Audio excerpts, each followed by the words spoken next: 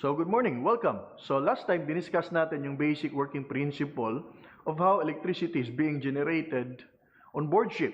Okay, using the principle of electromagnetic induction. So today, titingnan natin ngayon yung na-generate nating electricity, how are we going to distribute it towards our loads, such as the motors and this one.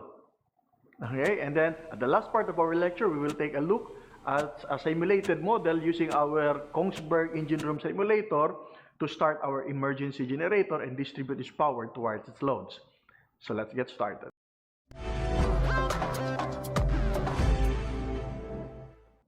Okay, so this picture here shows the typical ship's electrical distribution that we can see on board ships.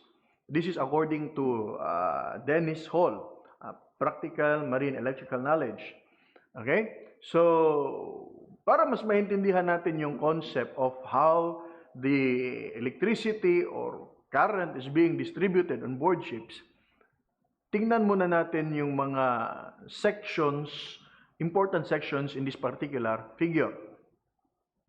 So the first is, what is the purpose of the generator? So the purpose of the generator is to produce power.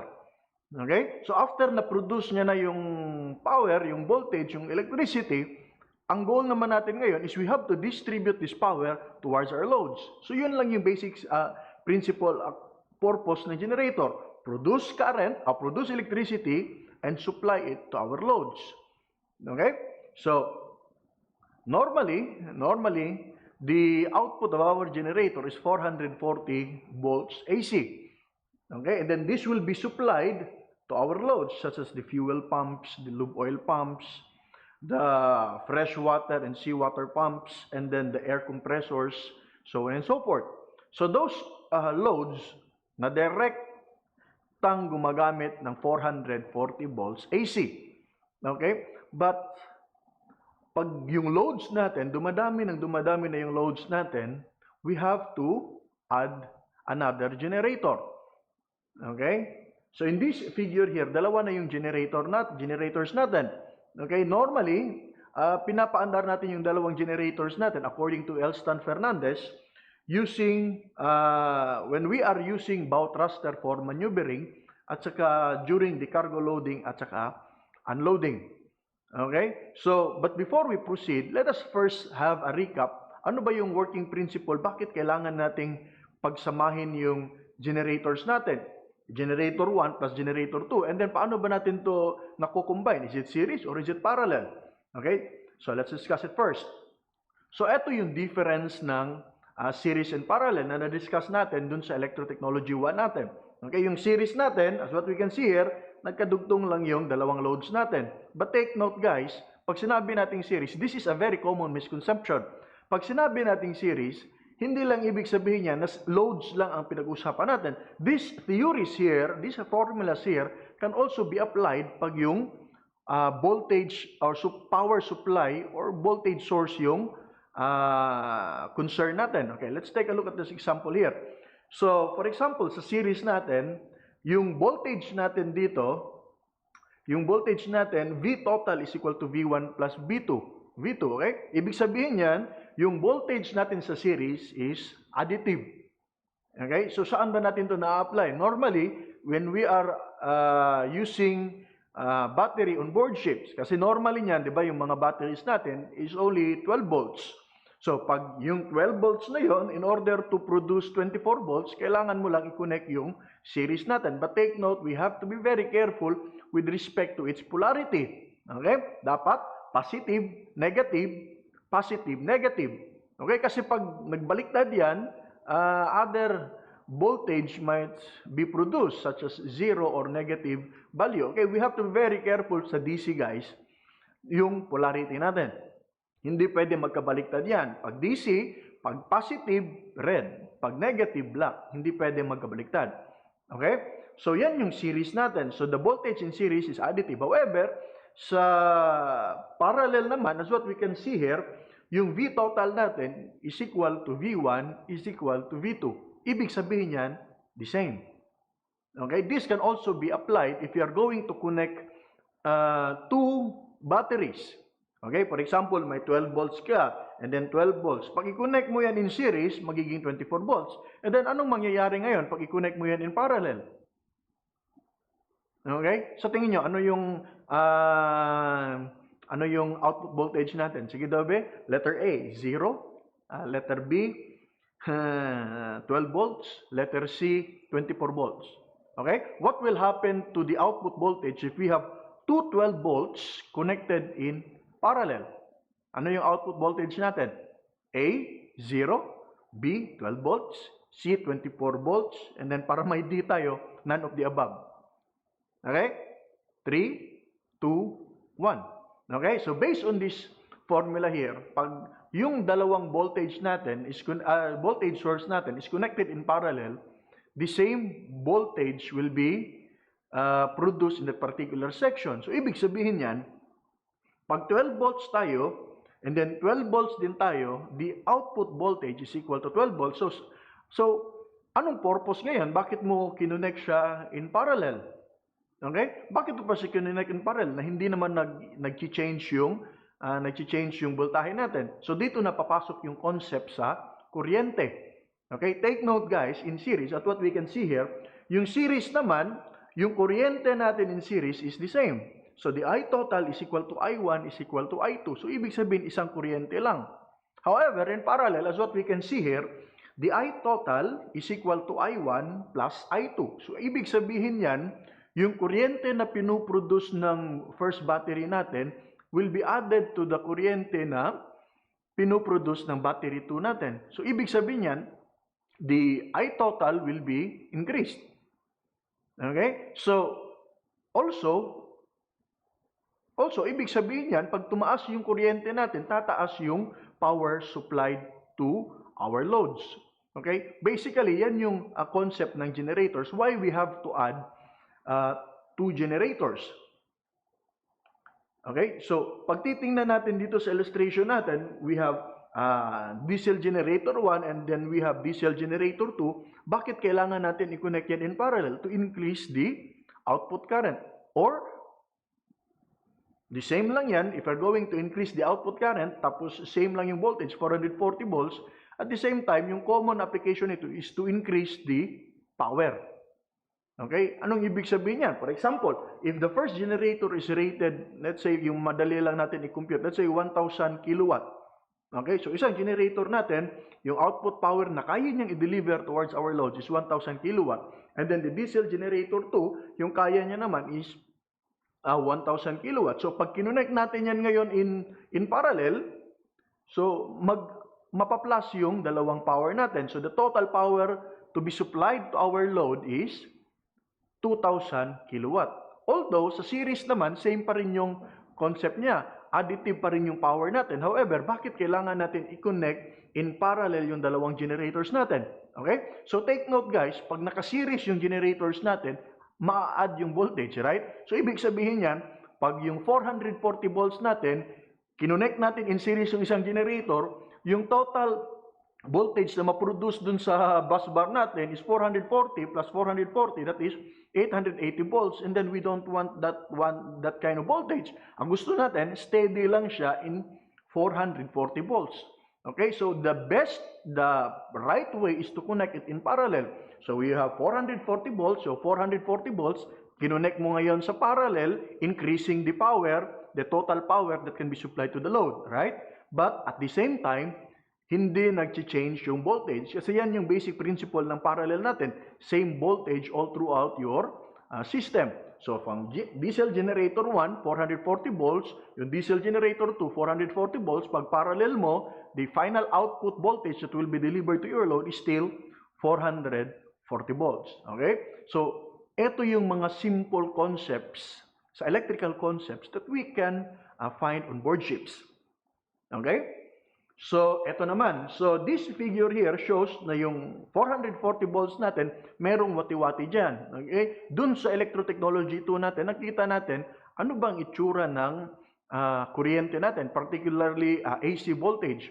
So, using oscilloscope, makikita natin that the output voltage looks like a wave. Okay? Ang tawag natin yan is sine wave or sinusoidal wave.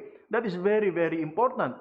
Okay? Kasi, yung 440 volts na ganyan yung itsura natin. So, ibig sabihin yan, yung voltahe mo is not steady. Okay? It alternates periodically. So, ibig sabihin, at this portion here, positive siya, and then, by this portion here, magiging negative siya, and then positive na negative, positive, negative. That is why, yung AC natin, or alternating current voltage, wala siyang polarity. Kasi, nag-change siya from time to time. So, also, there are some loads on board ships, or kahit hindi on board ships, kahit dito sa mga bahay natin, the common load natin is 220 volts. Okay? So, anong gagawin natin ngayon? 440 volts man yung supply natin. Kailangan natin ng 220 volts. So, kailangan natin ng transformer para masupply natin dun sa... Para, ang ginagawa ngayon ng transformer is, yung sine wave mo ngayon, na malaking sine wave, kinukompress niya. Okay? Kinukompress or ina-adjust niya yung amplitude ng sine wave natin. So, lumiliit na yung sine wave natin. But take note, guys, there are two kinds of transformers. You have the step-up and you have the step-down transformer. Step-down transformer, yung gaya ng illustration natin dito. From 440 volts, gawin nating 220 volts. So, that is step-down transformer. Pag step-up naman, you have 440 volts. Let's say 440 volts, and then you have to convert it to 1,000 volts. So that is step-up transformer. Okay? But normally, yung nakikita natin dito is we have step-down transformer. So from 440 volts, gawin natin 220 volts. So yung 220 volts natin, yan yung isupply natin dun sa laptop charger natin. Diba? Yung mga ginagamit sa computers natin, 220 volts yan. Hindi mo yan pwede isaksak sa 440 volts. Okay?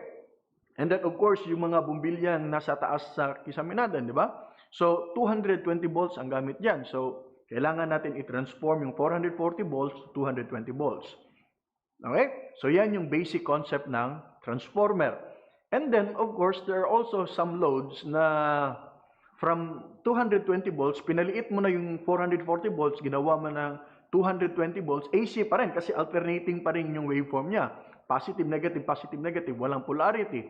But there are also some loads na kailangan nating i-convert further into 24 volts DC. Okay? DC na siya. Ibig sabihin yan, direct current. If you're going to take a look, ano ba may example ng DC? Yung DC natin is we have the battery ng sasakyan, 24 volts battery, yung AA battery, AAA battery, so on and so forth. Yung mga batteries na yan, normally, yung mga batteries na yan, they are DC supplies. Okay, DC yung mga yan. So ano bang itsura ng DC? Pag sinabit natin direct current, ang direct current na yan, patay lang yan, straight. So pag tiningnan natin sa oscilloscope yung waveform natin, straight lang yung dapat yung waveform ng DC natin. But normally, pag yung charger na ginawa nyo, yung ginawa natin yung mga chargers nung Electrotechnology 2, makikita mo na DC siya, flat siya, but there are some ripples. May makikita kang ripples.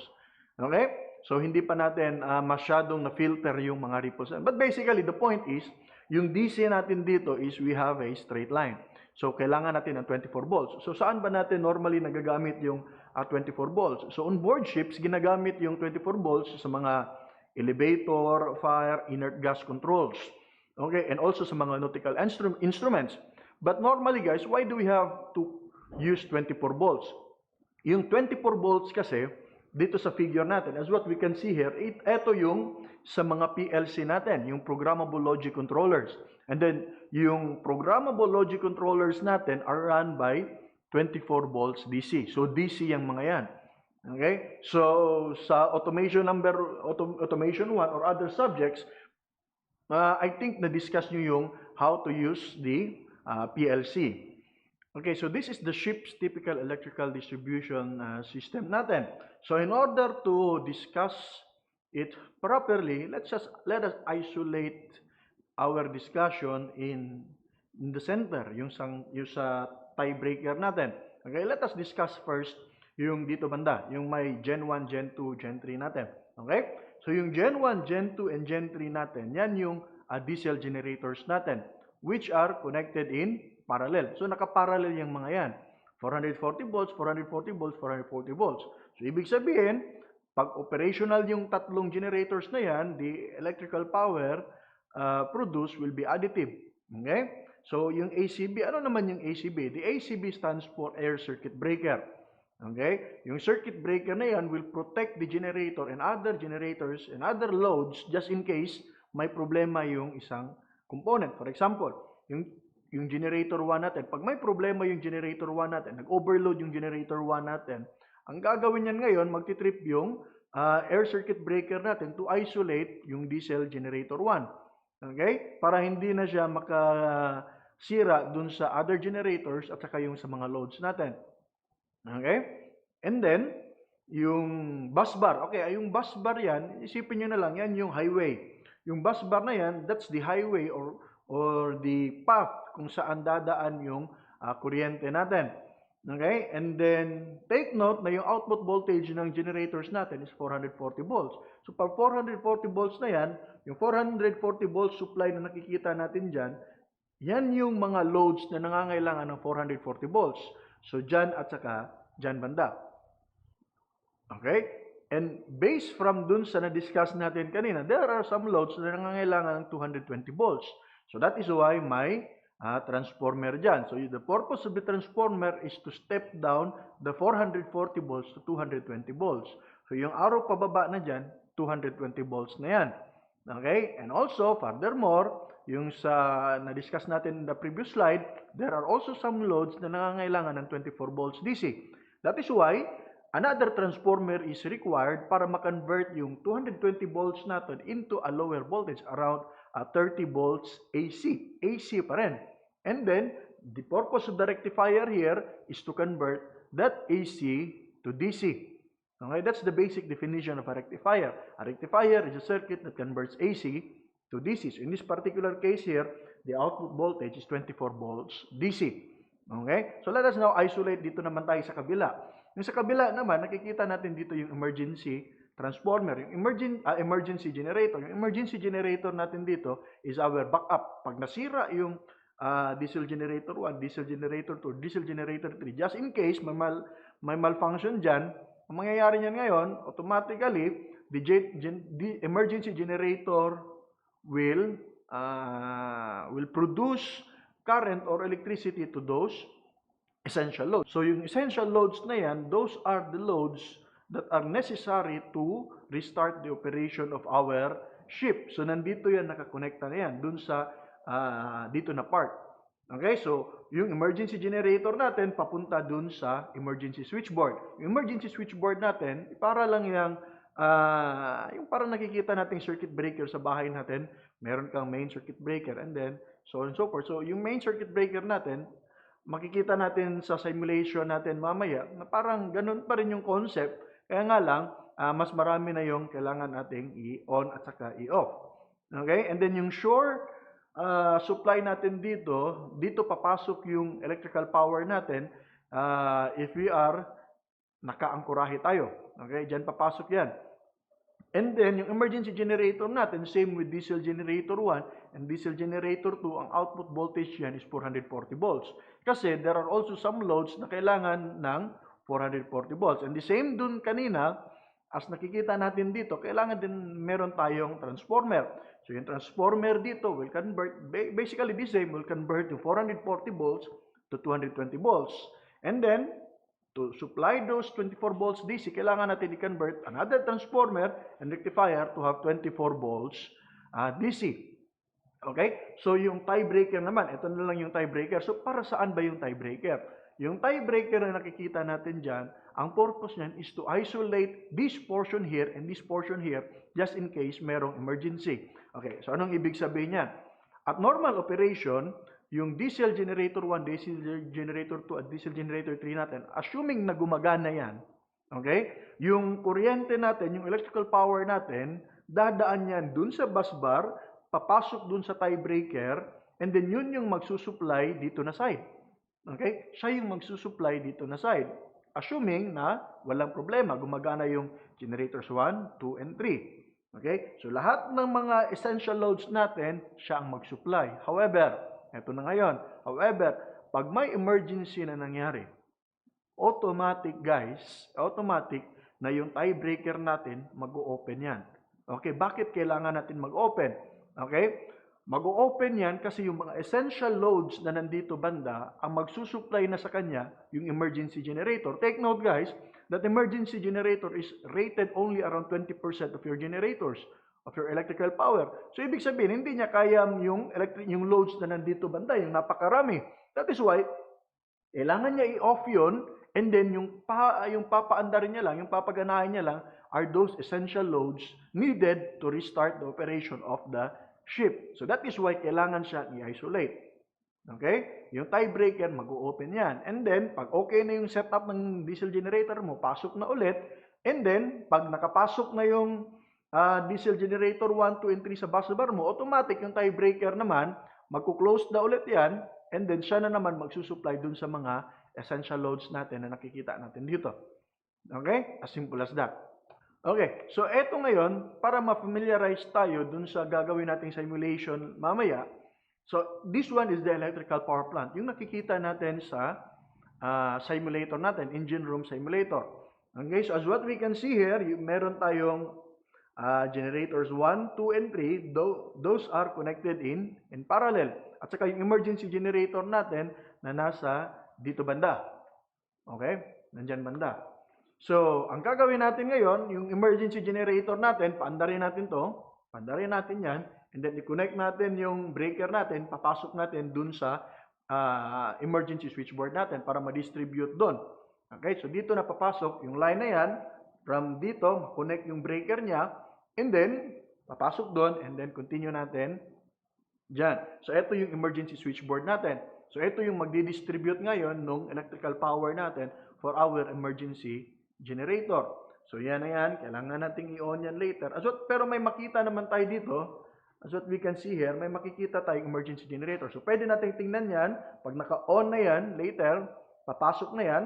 And then, siya na yung magdi-distribute. And then, as what we can see here, yung dalawang bilog na nakikita natin ganyan, yan yung transformer natin. Okay? So, later, i-connect natin yan and then paandarin natin yan. So, nasa process display directory tayo. Yan yung home natin. Punta tayo dun sa electrical power plant. Electric power plant, yan yung nakikita natin. So, yan yung emergency generators natin. Click natin para puntahan natin emergency generators. Two ways, electrical at saka yung hydraulic. So, in this particular case here, pinaandar natin using the electrical. So, start, and then, umiikot na yun. As what we can see here, may N na tayo. So, that is the RPM of our generators. Hintayin lang natin na medyo mag-steady yung value natin dyan. Okay? So, yan. So, pag nag-steady na yan, pwede na natin i-on yung excitation natin o yung exciter natin. So, yan, pataas, and then pababa na yung power natin. Okay, and then punta tayo dun sa electric power plant. Sa electric power plant, nandun yung nakikita yung voltage controller natin. Okay, steady lang natin around 440 volts before natin ipasok yung breaker to our emergency bus bar. Okay, around 440, pasok natin. Pak. So, nakasupply na yung 440 volts dun sa bus bar natin. Okay, so nakikita natin sa figure na yan, 440 volts na yan. Okay, nakapasok na yung emergency generator. So, ready for distribution. So, ang gagawin lang natin sa distribution, i-on mo lang. So, later, sa second simulation natin, makita natin na parang nagtitik ka lang dun sa breaker mo. On mo yan lahat, other than the spare.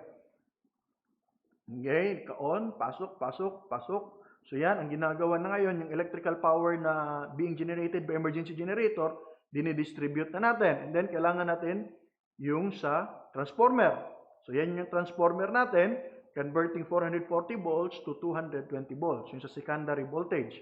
So kailangan na natin ipasok yung, yan, normally, ito yung sa mga ilaw natin, light panel dun sa bridge at saka sa engine room, deck at saka accommodation and other parts of the ship. Okay? And then etong dito banda, yan yung sa 24 volt supply natin. Okay? I-on lang natin yan, so on and so forth. So as what you can see here, masyadong madali lang yung ginawa nating simulation. Okay? But in order to appreciate the reality of how are we going to do it in actual, so titingnan natin ngayon, we will do the same simulation but we will be using the 3D model. Okay, tingnan natin anong nangyayari sa actual. Okay, so as what we can see here, ito yung main engine natin as of the moment. So nakikita natin, yung initial condition natin dito is cold shift. So ibig sabihin, lahat ng electrical power natin is patay. Patay lahat ng makina natin at saka yung mga loads. So makikita natin dito sa picture na to, walang ilaw. So masyadong madilim. So ito yung main engine natin. So explore natin para mas makita natin yung 3D model. Okay, ipaikutin natin. So, ganyan kaganda, ganito kaganda yung Kongsberg simulator na nandito sa institution natin. So, yan. Okay, so as what you can see here, patayan. So, ang gagawin natin ngayon, punta tayo sa emergency generator, start natin. So, ganito yung itsura niyan sa actual. So, start natin, and then, i-on natin yung excitation. So, hintayin natin na mag-steady yung voltage natin around 440 volts at saka yung frequency natin at around 60 Hertz. Okay?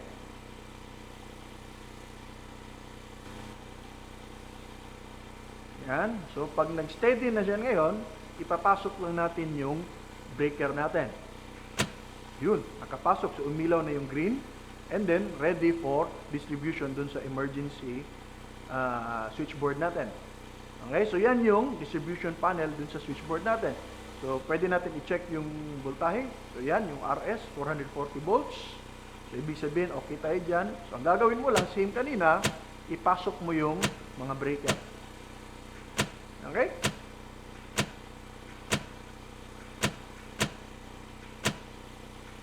Ipasok mo yan lahat other than the spare.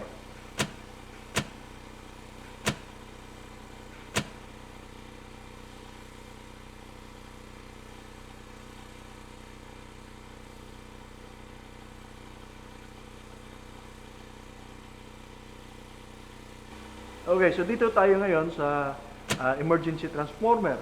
So tingnan natin yung kung gagana ba yung gumana yung ilaw natin dun sa engine room natin.